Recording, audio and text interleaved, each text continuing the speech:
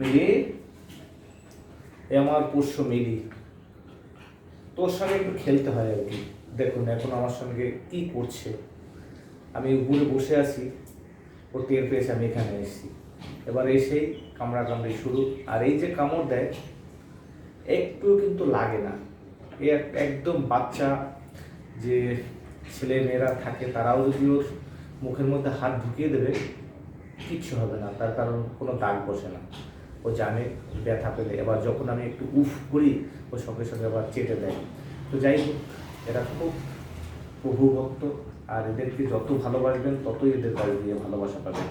আর সবথেকে বড় ব্যাপার, যারা বাড়িতে এই ধরনের পশু পোষেন এদেরকে ঠিক সময় মতো ভ্যাকসিনটা করাবেন, তাহলে আর কোনো ভয় থাকবে না। বাইরের কুকুরের সঙ্গে একদম মিলতে দেবেন না, তাহলে কোনো আর টেনশন থাকবে না আপনাদের আর কি।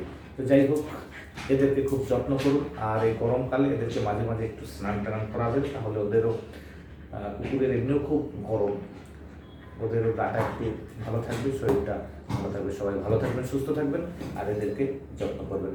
নমস্কার।